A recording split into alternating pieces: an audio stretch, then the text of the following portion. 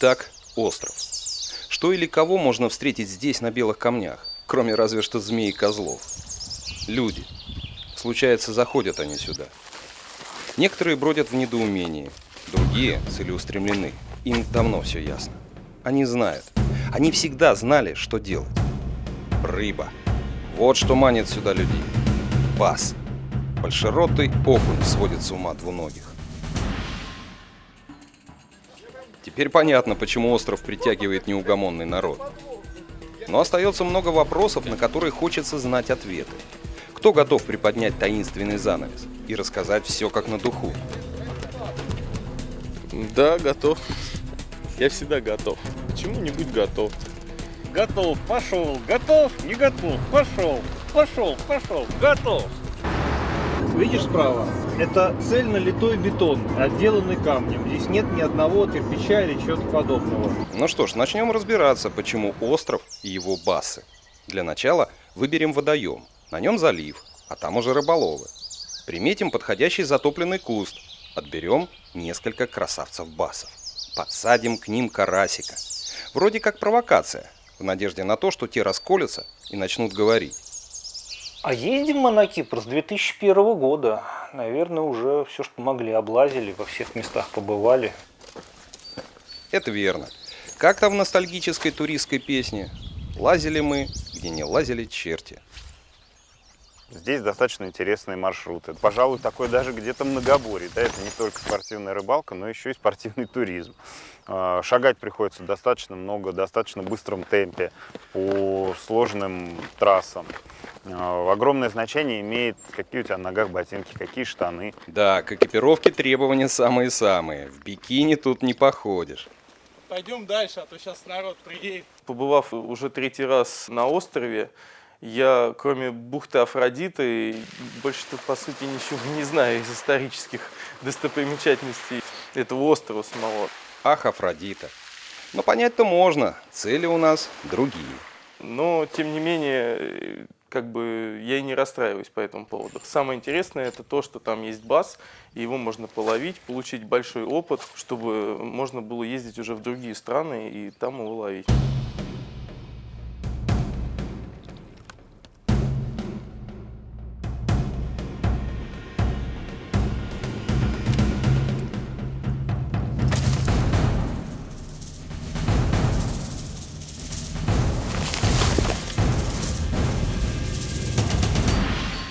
А что еще делать? Целую неделю жариться на пляже. Кто-то любит такой отдых. Нам по вкусу динамичное лазение по скалам. Загар тот же самый, но плюс еще царапины и масса впечатлений. Христос тоже так страдал. Для пущей полноты впечатлений можно на гламурной машинке попробовать спуститься к рыбному месту. Это к вопросу о правильно подобранном снаряжении. Эх, блин. Чего, блин? Кольчушка коротковата. Думаете, нельзя? А если рядом верные друзья? Согласитесь, совсем другая история. Ну, в общем, мы вылезли из этой ситуации. Хорошо, что приехал Никодим, всех обматерил, но вытолкал машину. Хорошо, что Пашка успел добежать. Тоже, в общем-то, помог. Ну, естественно, все это под руководством Титова. Ну, куда ж без него? Все, поехали.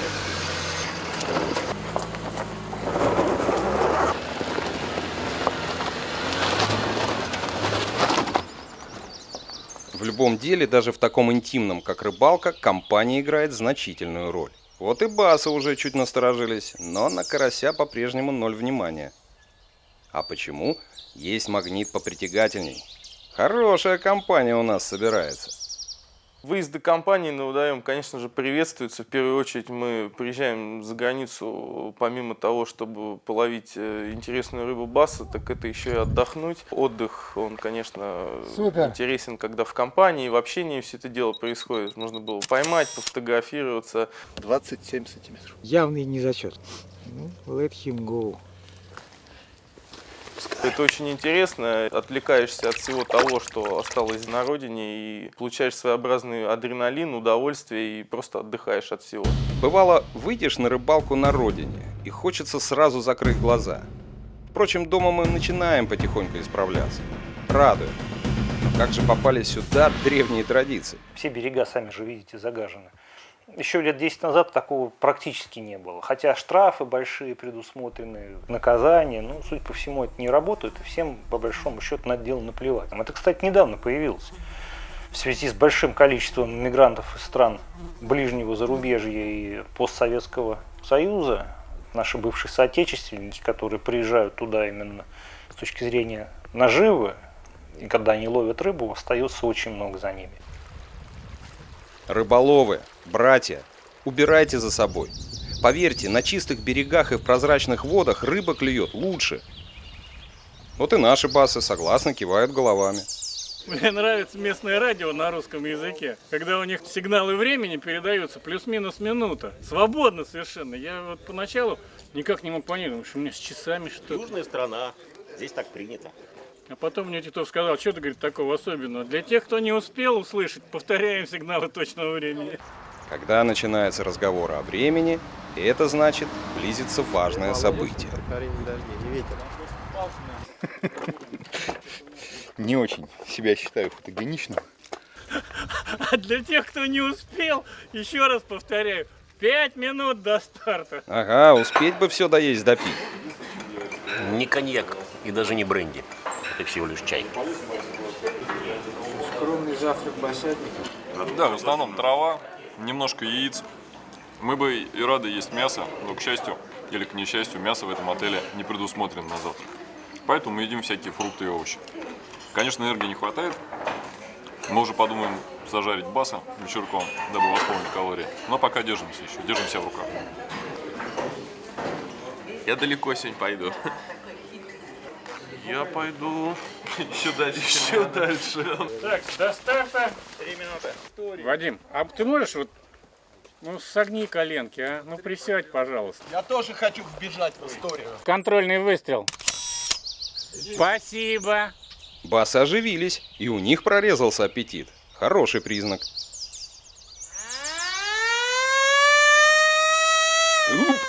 Нервы ни к черту, когда такое происходит. Да сейчас куда торопиться, я место знаю, куда я пойду.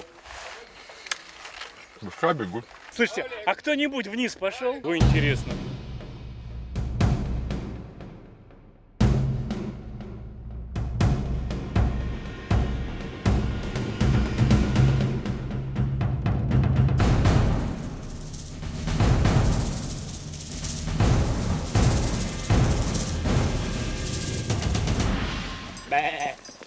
Старт дан. И это обязывает ловить и поймать. Рыболовы разбрелись по колючим берегам Кипра в надежде отличиться перед коллегами, невзирая на все трудности. Как лазейцы-то по колючкам, по кипрским, по резнику поэтому, да по змеям ползучим. Но змеи еще ни одной никто не видел. Я видел сейчас змею. Да ладно, опять? Да, черненькую. Подумал, что это гюрза? Нет, это была черненькая змея под названием полос. Большой? Я видел хвост, она ползала под камень. По-моему, за все время нашей поездки известен один неподтвержденный случай, как кто-то на кого-то напал и укусил в сапог. Но не подтверждено это на самом деле. Я встречал там разных змей, там и полоза, и, может быть, это была и гюрза, но это было в поездку весной. Мартовская поездка, когда они выползают, начинают греться, искать себе пару. По преданиям, когда-то на Кипре расплодилось огромное количество змей. Царица Елена, узнав о бедствии, снарядила целый корабль с кошками, которые быстро справились с ползучими гадами, ну или договорились. Теперь коты мирно пасутся или дремлют на солнышке, словом они на острове сиборитствуют. А рыболовы могут безбоязненно предаваться любимой забаве. Это место очевиднейшее. В принципе, залив, конечно, классный, если бы его здесь не прессовали. Как выясняется, там было вообще все хорошо, потому что я поймал там зачетного, я поймал там незачетного, слил зачетного. Люди, которые были со мной, они никто зачетного не поймали. Все, Леш, нет здесь баса, который хотел бы клевать, я бегу дальше. Рыба есть. Поймать надо.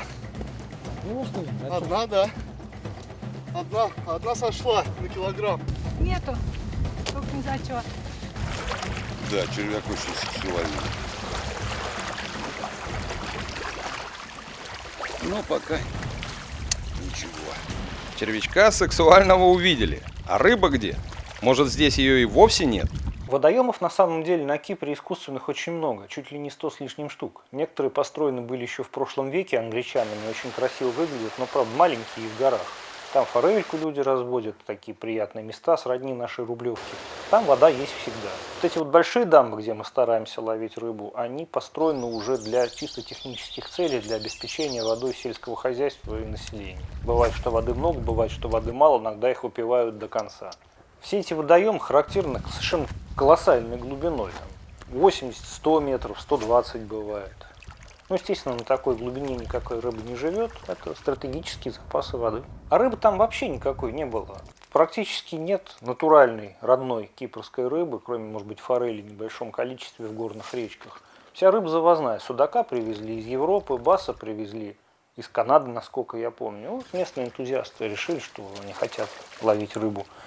Мы хоть и не местные, но энтузиазмом не обделены. Ради баса мы готовы хоть на край света. Скорее всего, даже не зачетный, но сейчас проверим.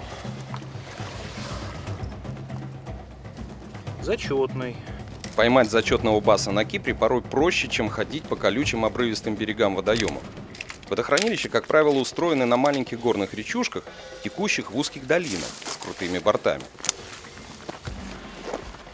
Сейчас на данный момент там порядка, наверное, 5-6 основных водоемов, где можно половить баса, такие большие, как Эврету, Курис, Аспрекремус, Коловасос, Гермосоя.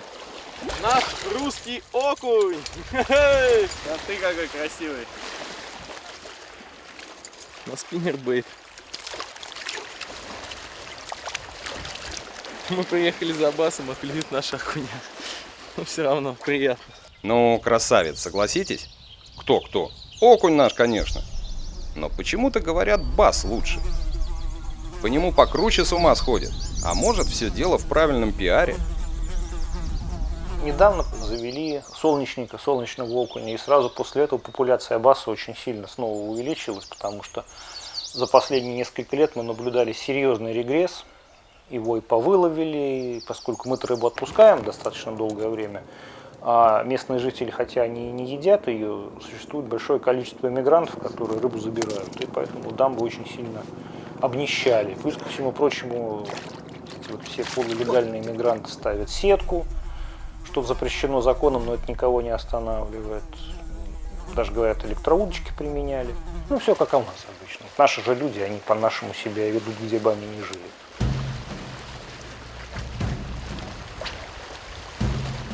Но что бы ни происходило, невзирая ни на что, мы будем ездить, искать и ловить эту рыбу, которая вобрала в себя все загадки рыбьего поведения.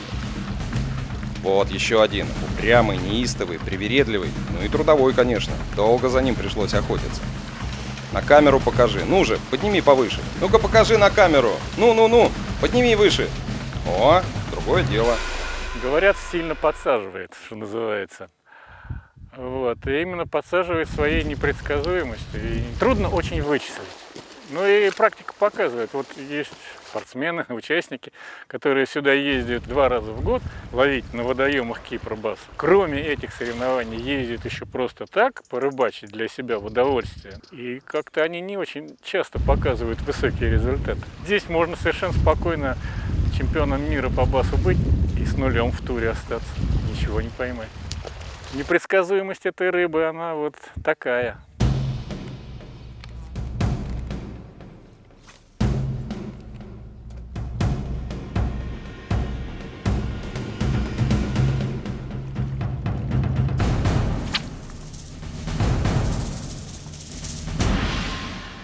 Эх, ушел.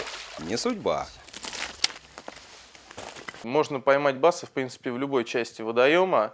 Главное понять в данный момент, что он делает, где он ест и где его больше или где он крупнее. Так поймать баса можно абсолютно, в принципе, в любой части водоема. Есть определенные, конечно, выраженные точки, там, и рельефные точки, и точки, к которым, в принципе, можно физически подобраться. Можно также говорить о тех местах, которые труднопроходимы. Там 50 на 50 можно попасть на хорошую сдачу, а можно и не поймать ничего. То есть тут нужно уже экспериментировать, ходить и по ситуации определять уловистые места. Чтобы кони не уходили далеко, их обычно стреноживают. А особо прытким рыболовам, которые быстро бегают, дабы видеть пойманную ими рыбу, надевают специальную кепку с камерой в козырьке.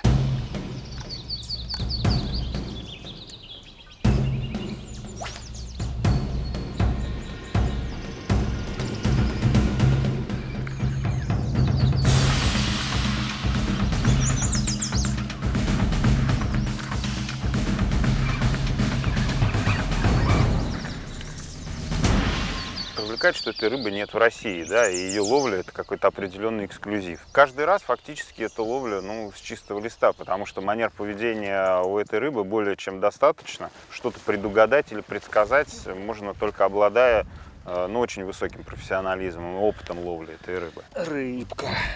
А вот классический пример хитроумного поведения баса. Оп! Не за камнем, не за камнем. Ай-яй-яй-яй-яй. Ну просто хоть плачь, а? Вкус ушел сразу. Хороший был. Недаром эта рыба считается, самой спортивной. Соревнования по ее ловле в Соединенных Штатах, по-моему, по популярности занимают место после бейсбола и американского футбола. Рыба очень сильная, с очень интересной поклевкой. Бас на двушку — это намного лучше, чем таймень на 20-ку. Ловя ее, все по-другому, да. Презентация приманки, и поклевка, и подсечка, и вываживание — это все совершенно другая техника, и сравнить с чем-то, что есть у нас в России, практически невозможно. Да, рыба наша, щука, окунь и прочая хищная рыба, в принципе, с удовольствием принимает басовые приманки. Но все равно это немножко не так. Собственно говоря, за этой рыбой, за этими впечатлениями мы все и ездим на Кипр, и, надеюсь, будем продолжать еще ездить. Гостеприимный остров ждет вас, господа рыболовы. И в подтверждение тому наши басы, весело виляя хвостами, гоняются за карасиками. Ну а что за рыбалка без соревнований? Главный судья сверяет личности со стартовым протоколом. Я могу здесь. У каждого спортсмена свои секреты, свои талисманы, Конечно. Я перед рыбалкой обязательно делаю маникюр. свои предпочтения в снастях и приманках. Остается получить личные номера, идентификационные карты и в бой. Когда ловится рыбка первая, на нее при фотографировании кладется вот эта бумажка. 13 это мой номер участника. Вот это секретный значок, который говорит о том, что рыба поймана именно сегодня, а не вчера. Ну и таких бумажек я надорвал 6. Вот это вот замечательно. Внимание. Спасибо.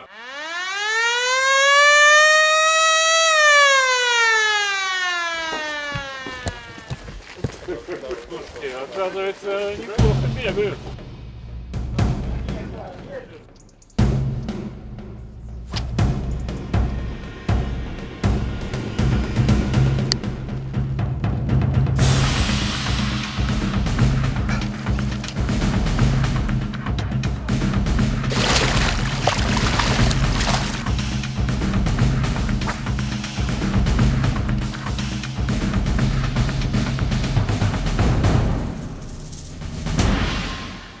Бывало и получше. Все вроде. Вовремя, да? А с погодой не угадаешь. Погода может быть какая угодно. Конечно, мороза никто не ожидает, естественно, будет тепло. Но вот насколько тепло и насколько комфортно, тут уже раз на раз не приходится. Бывают времена в ноябре, когда бывает и 28, и 30, и вода теплая, и в море купаться хорошо, и бас очень активный. А бывает так, что и плюс 5 по вечерам, и дожди поливают, и гроза гремит. В общем, сильно-сильно некомфортно, приходится с собой таскать теплые вещи. И не скажешь, что Средиземноморье. Пора клевать, однако. А вот почему на Кипре басы ловятся с таким удовольствием? Они знают, что их аккуратно приземлят, измеряют, сфотографируют и возвратят в родную среду обитания. И когда бас встретится со своими сородичами, Он может гордо сказать: а я уже зачет, то есть больше 30 сантиметров. Или бонусный, во мне за 40. Вот для чего делается фотосессия. Исключительно, чтобы потрафить рыбе. И она благодарно это принимает.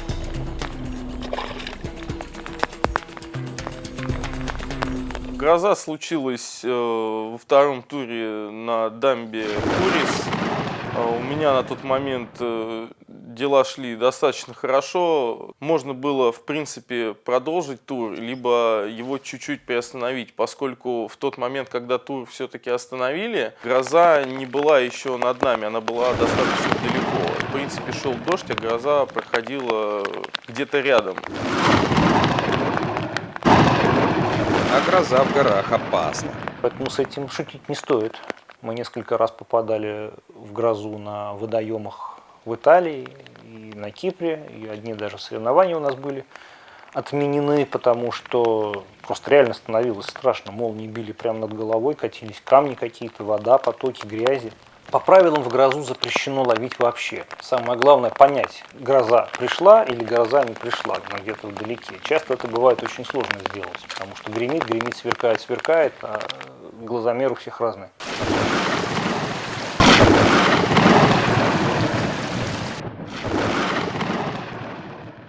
Тур состоялся, это надо признать.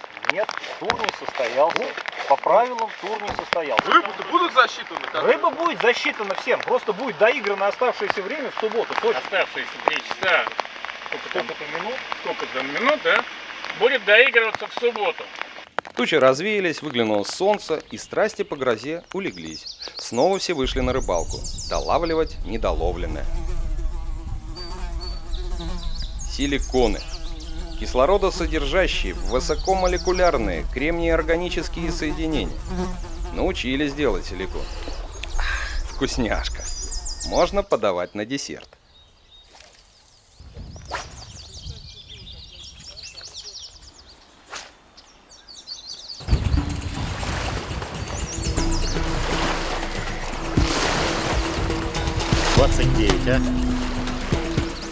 Леш, я суеверным становлюсь, уйди с камеры, а? Хорошо. Понесем камеру в другое место. Лех, ты снимать поклевку-то будешь? Да. Давай. Готов? Ну да. Ну, где она, ваша поклевка, сэр?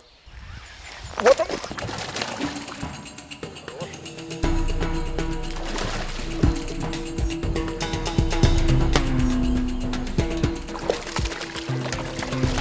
Ну вот эта рыбка бонусная. Поскольку она больше 40 сантиметров, она приносит дополнительные баллы. А поскольку она больше 45 сантиметров, она приносит дополнительные баллы к дополнительным баллам. И это хорошая рыбка. Лучше, конечно, такую не одну, а штучки 5. Сейчас проверим, нет ли там кого еще. Ну и, конечно, бас был не один. И рыбу поймали все. Ну, почти все, кто хотел. Я уже не рассчитывала, что что-то поймаю.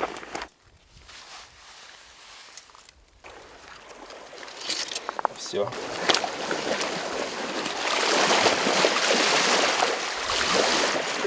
Вот он.